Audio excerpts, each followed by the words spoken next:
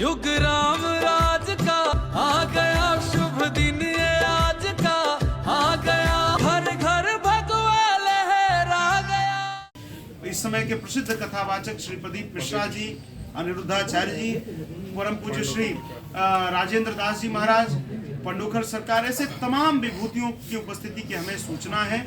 सब पधार रहे हैं। यह अपने आप में अद्भुत अलौकिक उत्सव होने जा रहा है। उसके साथ ही फिल्म जगत से भी जो पूज्य गुरुदेव के विचारों को मानते हैं, सुनते हैं, ऐसे तमाम लोगों के उपस्थित होने की सूचना है, जिसमें श्री अक्षय कुमार जी, कंगना रनौत जी, श्री अमिताभ बच्चन जी, श्री रोहित शेट्टी जी और इस प्रकार के अनेक विभूतियों के यहाँ श्री आशुतोष राणा जी, अनुपम खेर जी, ऐसे सभी लोग यहाँ पर उपस्थित हो रहे हैं।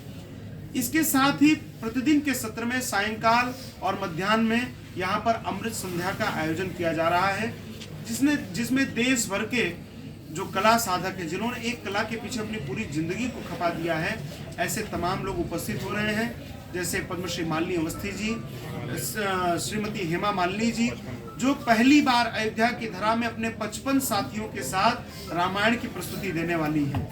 तो मुझे लगता है कि हम सब के लिए बहुत ही हर्ष के और उत्साह का विषय है। श्री कुमार विश्वास जी, मनोज मुंतसिर जी, कन्हैया मित्तल जी, पद्मश्री सुनील जोगी जी और 22 तारीख को श्री मनोज तिवारी जी, श्री दिनेश लाल यादव निरहुआ जी और रवि किशन जी, इस प्रकार तमाम विशिष्ट विभूतियां यहाँ पर उपस्थित होंगी। और ये संयोग का विषय है कि पूज्य गुरुदेव की शिष्या श्री अपर्णा यादव जी पहली बार किसी मंच पर सांस्कृतिक प्रस्तुति भजन संध्या के रूप में देंगी। श्री अनूप जलोटा जी, ऐसे तमाम लोग पधार रहे हैं।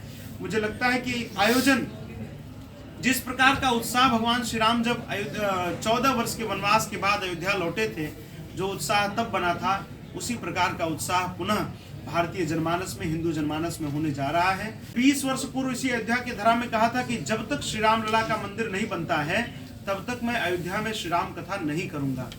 और लगभग 7 वर्ष पूर्व जब यहाँ पर आंदोलन हुआ, तब भी गुरु जी ने कहा था पूज्य महंत श्री नृत्य गोपाल दास जी महाराज को कि महाराज जी, मैं आपको विश्वास दिलाता हूँ, आपकी कई पीढ़ियां चली गई जिन्होंने मंदिर का केवल सपना देखा, लेकिन मैं अपनी तपस्या के बल पर आपको विश्वास दिलाता हूं कि हम आपको दिव्य भव्य मंदिर दिखाएंगे और उनका वचन ये सिद्ध होने जा रहा है।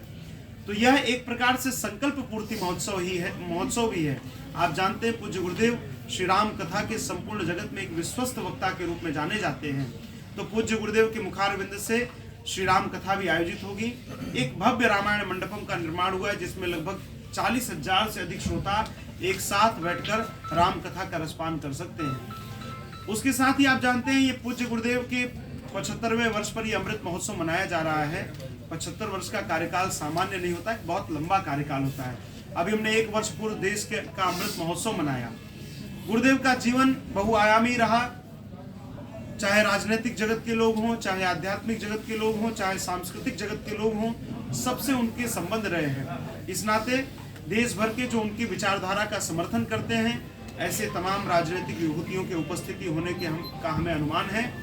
उसके साथ ही देश भर से अनेक पूज्य संतगण यहाँ पर पधार रहे हैं, जैसे पूज्य स्वामी रामदेव जी महाराज, पूज्य श्री श्री रविशंकर जी महाराज, पूज्य संत श्री मोरारी बापू जी, दीदी माँ रितंभरा जी, जिनका नाम ले सभी हमारे लिए अत्यंत महत्वपूर्ण हैं।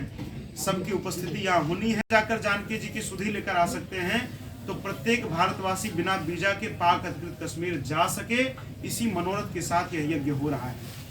आप जानते हैं पूरे रामायण काल में भगवान श्री राम ने अपने प्रत्येक कार्यों के लिए जिन्हें निमित्त बनाए, वो श्री हनुमान जी महाराज हैं। ये अयोध्या की धरा है।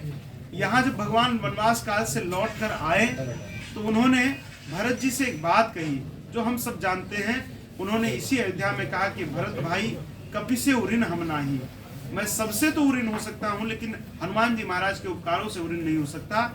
और उसी का परिणाम है कि अयोध्या जी में भगवान ने अपने से भी ऊंचा स्थान यदि किसी को दिया है, तो श्री हनुमान जी महाराज को दिया। इसलिए हनुमानगढ़ी में हनुमान जी महाराज विराजमान हैं।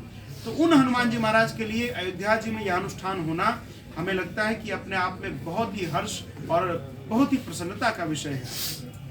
ऐसी दिव्य आध्यात्मिक अलौकिक अनुभूतियां होंगी जिसकी हम कल्पना नहीं कर सकते हैं।